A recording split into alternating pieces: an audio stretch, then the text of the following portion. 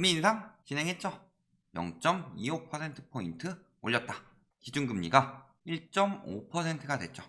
무슨 문제가 있냐? 총재가 없죠. 지금 한국은행 총재가 공석임에도 인상이 됐다는 게 가장 큰 위험 신호라는 거죠.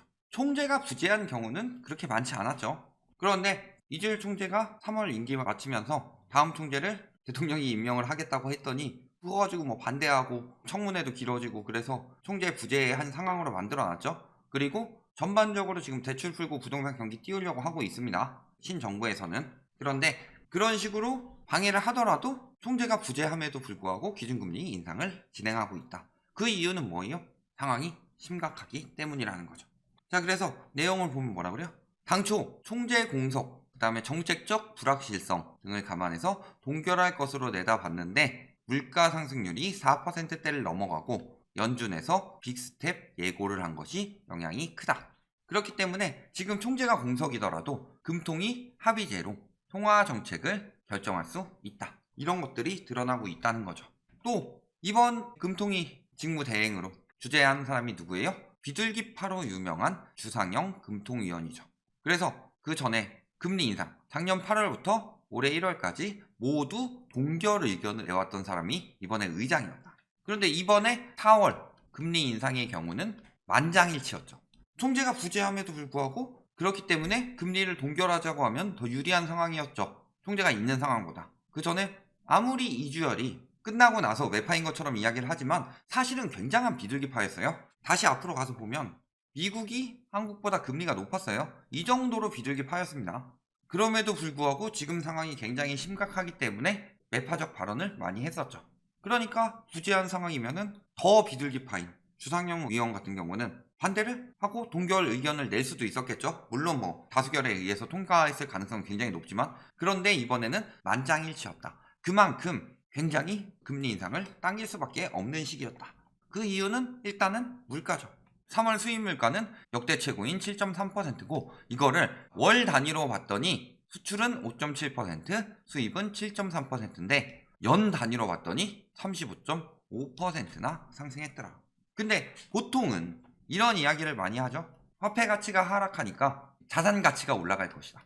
물가가 많이 올라가는 것은 화폐 가치가 그만큼 하락한다는 소리고 자산 가치가 그만큼 많이 올라갈 것이다. 이런 이야기를 못하는 이유는 뭐예요? 코로나 이후. 그리고 솔직히 엄밀히 말하면 2008년 글로벌 금융위기 이후 세계적으로 유동성 장세를 만들었다. 그래서 미 연준의 대차 대조표를 보시면은 2008년 이후 돈을 엄청 풀었다는 게 나와요. 2017년 이후 조금 축소하다가 2019년에 미중 무역전쟁 터지면서 다시 풀고 코로나 이후 엄청나게 많이 풀었는데 그 전에도 2008년 이후에도 그 전에 비해선 굉장히 많이 풀었다. 그런데 문제점은 뭐였냐? 그 전까지는 외국 같은 경우는 바젤3 도입을 했죠. 부동산 거품이 터지면서 가계부채를 억제하고 DSR을 도입하는 분위기였다. 그런데 우리나라 같은 경우는 반대로 뭐 초이노믹스하고 그래서 유동성을 세계적으로 풀고 있는데 거기서 대출 유동성을 때려 박으니까 부동산에 엄청난 거품이 꼈죠. 그런 상황에서 코로나 이후에 푼 유동성은 아무리 부채를 억제하려고 해도 도저히 감당이 안 될 만큼 너무나도 많이 풀린 유동성이었더라. 그래서 이걸로 인한 비용 상승 인플레이션이 일어났다. 그렇기 때문에 자산 가치 자체도 엄청나게 선제적으로 거품이 꼈다는 거죠. 선제적으로 거품이 꼈기 때문에 유동성을 축소하는 시장에서 당연히 가치도 떨어질 수밖에 없다는 거죠. 그래서 지금도 뭐 그런 이야기 하는 사람도 있어요. 뭐 부동산은 장기적 우상향이고 화폐 가치는 계속 하락하고 그렇기 때문에 집값은 떨어질 수가 없다. 이런 이야기를 하는데 그거는 진짜 굉장히 길게 봐서 이야기를 하는 거고 그 정도 화폐 가치 하락으로 자산 가치가 올라가면 다른 것도 그만큼 올라가는 그런 상황이 돼야 되는데 지금은 거품이 낀 상황이죠. 그래서 과도한 거품은 결국 인플레이션을 불러내고 인플레이션이 시작되는 경우에는 화폐 가치를 상승시키고 유동성을 축소시키기 때문에 결국에 타격을 입는다. 이게 지금 나타나고 있는 현상이다. 그러니까 금리가 지금 굉장히 빠르게 오르고 있죠. 그래서 벌써 주담대 7%를 넘본다. 이런 이야기 나오고 있죠. 7% 진입 초읽기다. 문제는 최근에 조금 하락시켰죠. 시중에서 대출금리를. 이거 뭐라고 그랬어요? 금리 앞으로 계속 올라갈 건데 붕괴돼서 막 경매 나가고 파산해가지고 담보로 회수하고 이런 거보다 버티고 계속 이자 내주는 게 좋으니까 은행에서 출구 전략 만들고 있는 거라고 말씀을 드렸죠. 그럼에도 불구하고 그게 오래 갈 수 없다. 바로 드러나죠. 지금 보면은 국채금리도 엄청나게 빨리 오르고 있죠. 국채금리 자체가 시중금리에 영향을 많이 준다고 그랬어요. 그래서 기준금리 올라가고 시중금리는 더 빨리 올라가고 있는 상황이었다. 4번 인상으로 이자 13조 원 더 낸다. 이거요, 엄밀하게 말하면 축소기사입니다. 왜? 지금 계산 방법을 보면은 0.25%로 계산했어요. 곱하기 4 해서 1%로 계산을 했는데, 실질적으로 시중금리는 기준금리가 0.5%에서 1.5%까지 오를 동안 거의 시중금리는 대출금리로 따졌을 때 1.5% 정도 올랐다. 그래서 13조 원이 아니라 거의 한 18조 원 정도가 더 나갔을 것이다. 보면 뭐라 그래요? 지금 여기도 1,755조 8천억 원에서 76.1% 변동금리 이야기하고 0.25%로 계산을 했죠. 근데 기준금리랑 대출금리는 항상 똑같이 올라가지 않습니다. 앞에도 보셨죠? 물론 채권금리가 기준금리 영향을 받아서 올라가는 것도 있지만 외적으로 채권 자체가 금리가 올라가고 있는 상황이다. 그래서 시중금리가 더 빨리 오르고 있어요. 지금 기준금리 몇 %예요? 이제 1.5% 됐죠. 그런데 지금 1.75%의 기준금리를 시행했던 시기보다 1.25%대일 때부터 시중금리는 오히려 더 높았다. 그런데 기준금리를 더 올리면 당연히 이보다 훨씬 더 많이 올라갔죠. 그래서 지금 굉장히 이자 부담이 커지고 있는 상황이다. 그러니까 주식 어때요? 눈높이 낮춰라. 한류 이야기 많이 나오고 있죠. 반도체 이런 것들 지금 선방하고 있다고 하죠. 근데 왜 눈높이를 낮추라고 할까요? 지금 주식시장 원래는 기업의 가치, 기업의 생산성 이런 것들을 가지고 해야 되는데 유동성이 들어가면서 주식시장도 거품이 꼈죠. 잘 생각해보세요. 코로나 이전보다 지금 기업이 더 살만한가? 물론 더 살만한 기업들도 생겼겠죠. 뭐 바이오 쪽이라든가 뭐 마스크 쪽이라든가 이런 쪽은 더 살만할 수도 있는데 전반적인 기업들 분위기가 어때요? 코로나로 인해서 매출은 많이 감소했었죠. 손실을 많이 봤었죠. 또 그동안. 그리고 거기에 추가적으로 인플레이션으로 인해서 수익마저 줄어들고 있습니다. 그래서 작년 1분기랑 올해 1분기에 기업의 투자 금액을 보면은 완전히 확 줄었다는 걸 볼 수 있어요. 거의 3분의 1 수준으로. 그렇다는 것 자체가 기업이 여력이 적다는 거죠. 그리고 현금을 쌓아놓고 있어요. 왜? 위기를 대비하고 있으니까. 그런 상황에서 주가가 많이 올라갔었죠. 뭘로 올라간 거예요? 유동성, 거품. 근데 이 유동성, 국내 주식은 뭐 외국인들도 많이 사지만 국내인들이 더 많이 사죠? 그러면 이 유동성은 어디서 나왔냐? 한국이 미국처럼 돈을 펑펑 퍼줬냐? 아니에요. 우리나라는 그렇게 퍼줄 수 있는 여력이 되지 않아요. 지금도 나라빚 엄청나게 올라갔다고는 하지만 실질적으로 세계에 비해서 적어요. 왜 적어요? 시축통화가 아니니까. 돈 막 퍼주면 망해요. 코로나로 인해서 다른 나라들도 퍼주는데 우리나라는 안 퍼줄 순 없었죠. 왜? 자영업들 무너지고 하고 있으니까. 푸는 방법도 뭐였어요? RP로 푼다든가 지원금으로 풀었죠. 지원금 같은 경우 어떻게 했어요? 초창기에 유동성 거품 생길 수 있으니까 기간을 정해줬었죠. RP 같은 경우 환매 조건부 채권이죠. 중앙은행에서 시중은행에다가 RP로 돈을 풀고 채권을 받는 건데 나중에 이자 쳐서 시중은행에서 돌려줘야 돼요? 이거 회수 가능한 유동성이죠. 그렇게 많이 풀지 않았는데 뭘로 풀었던 거예요? 저금리로 인한 대출로 많이 풀렸던 거죠. 그런데 금리가 올라가게 되면 당연히 대출 시장은 침체될 수밖에 없죠. 지금도 보면은 가계대출이 지금 4달째 줄었다고 합니다. 역대 최장 기록을 하고 있다는 거죠. 왜? 저금리로 인해서 역대 최고의 대출이 나왔었고, 물론 초이노믹스 직후보단 덜하죠. 부동산 규제가 많이 들어갔기 때문에. 그런데 대출이 엄청나게 많이 쌓인 상황이죠. 원금이 많이 쌓인 상황에서 금리가 올라가게 되면은 굉장히 작은 상승에도 타격이 크다. 과거에는 7, 8% 기본으로 찍었는데 지금은 아직도 최고 금리는 6%대 아니냐. 평균 금리는 그래도 한 3%대 아니냐. 근데 보면은 금리가 10%일 때 1억 빌려서 1,000만 원 이자 내는 게 과거 상황이었다면 지금은 금리가 1%인데 10억 빌려서 1,000만 원 내는 상황인 거예요. 그래서 버는 돈은 한계가 있어서 이자 부담이 지금은 조금 더 버텨서 한 1,500까지는 버틸 수 있다. 그런데 여기서 금리 1% 올라가면 1,000에서 1,100 되는 거죠. 근데 여기서 금리 1% 올라가게 되면 2% 되니까 1,000에서 갑자기 2,000이 돼버려요. 그러니까 원금이 많이 쌓인 상황에서는 금리 인상이 조금만 돼도 굉장히 커지는 거다. 그런데 B2 열풍이라고 했었죠. 빚내서 주식을 산 사람들이 많았단 말이에요. 그 유동성이 금리가 올라가게 되면 당연히 수익률은 떨어지게 되고 오히려 마이너스 수익률이 나올 수도 있다. 그러니까 적어도 대출금은 갚는 거죠. 그러면 어떻게 되는 거예요? 시장에 들어오는 유동성이 줄어드니까 가격이 떨어지게 되는 거다. 그걸 보고 외국인들이 목표가를 하향했어요. 그럼 외국인들 자금도 빠지겠죠. 주식시장에 들어오는 유동성은 당분간 굉장히 제한될 수밖에 없다. 그리고 코인은 말할 것도 없죠. 오로지 유동성 지표라고 그랬어요. 왜? 코인이 자체적으로 생산 능력이 있어요. 채굴하는 거 생산 능력이라고 생각하면 안 돼요. 그거는 오히려 유해에서 물을 창조하는 굉장한 헛짓거리죠. 저게 돈이 된다고 하니까 그 헛짓거리를 하고 있는 건데, 강력하게 말하자면 엄청난 가치를 가지고 있다. 가치를 그냥 부여했을 뿐인 거죠. 그래서 유동성이 풀리니까 갑자기 엄청나게 코인 시장이 타올랐다. 그리고 유동성을 축소한다는 발표가 나오면서부터 굉장히 많이 떨어졌죠. 아마 빅스텍 가면 영향 더 받을 겁니다.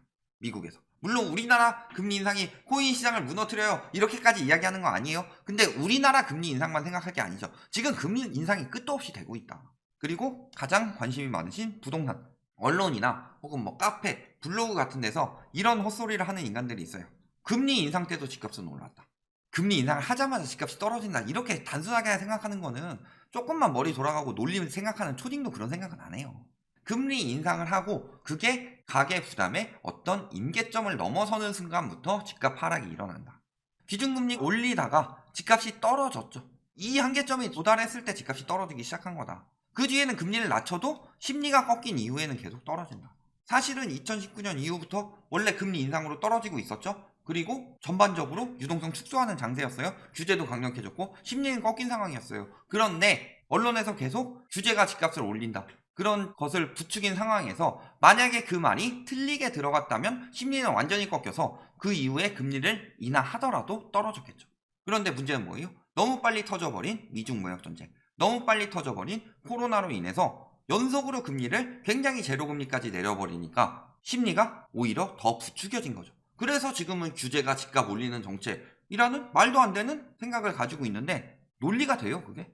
합리적이지 않은데 상황이 그랬으니까 그렇다라고 생각하는 거는 굉장히 멍청한 행동이다. 집값 언제 떨어졌어요? 기준금리 올라가니까 떨어지기 시작했죠. 그 이후에 떨어져서 문제가 된 거예요. 항상 떨어지니까 순간적으로 올라가잖아요. 금리 다시 올리니까 또 떨어지죠, 장기적으로. 그래서 한 이 정도까지 떨어지니까 이때는 금리 낮춰도 계속 떨어지더라. 그러니까 특단의 정책으로 뭐 쓴 거예요? 금리 계속 낮추고 초이노믹스 써서 가계부채 부풀렸다. 앞으로 주택시장은 금리의 영향을 굉장히 크게 받을 수밖에 없습니다. 과거에도 금리 인상했는데 올랐다. 그때는요 부담이 덜한 상황이었고 지금은 부담이 한계예요. 저희 이자 부담표 많이 보여드렸죠. 지금 이자 부담만 70조가 넘어갑니다. 과거에 50조 때도 떨어졌는데 55조 때도. 그러니까 하는 이야기가 뭐예요? 이제는 주택시장은 힘드니까, 특히 금리의 영향 전세가 많이 받기 때문에 갭투기들이 많이 힘들어요. 주택시장이 힘드니까 뭐라 그래요? 투자 상품인 재건축이냐, 꼬마 빌딩 혹은 노후 상가 이런 걸로 가라 라고 했는데, 재건축 같은 경우는 말할 것도 없고 상가 같은 경우도 어떻게 돼요? 수익형 부동산이 정말 위험하다, 금리가 올라가는 시기에. 자, 그래서 예시를 하나 들어봅시다. 10억짜리 건물을 매입한다고 해봐요. 상가라고 쳐봅시다. 상가 70% 대출이니까 대출이 7억이죠. 그러면 얼마 정도를 받아야 되겠느냐. 그런데 저희가 신도시 상가 예시를 많이 들었었어요. 10억짜리 사면은 평당 5천이죠 1층 상가의 경우 분양 20평이면 보통 전용 10평 나온다. 1층에 10평짜리 상가에 임대보증금 1억에 월세 300이면은 적게 쳐준 거 아니에요? 굉장히 많이 쳐준 거죠. 계산을 해봤을 때 기준금리가 0.5%일 때랑 지금 1.5%일 때를 비교해 봐야 되죠. 그래서 0.5%일 때는 당시에 시중금리가 어느 정도 됐는지, 그리고 1.5%일 때는 1.25%까지 시중금리 오르는 추세를 봐서 지금은 시중금리가 어느 정도일지 예상치를 가지고 들어간 거예요. 그랬을 때 기준금리 0.5%일 때는 뭐 예금금리 0.8까지도 떨어졌지만 1%에 대출금리 2.5% 정도 나왔다 보통. 그리고 기준금리 1.5%를 지금 추세로 예측을 해보자면 대략 예금금리 2%에 대출금리 4.5% 정도가 나옵니다. 그랬을 때 수익률을 보면 어때요? 월세 300만원 12개월이면 3,600만원이죠 그런데 대출 7억원 받았어요.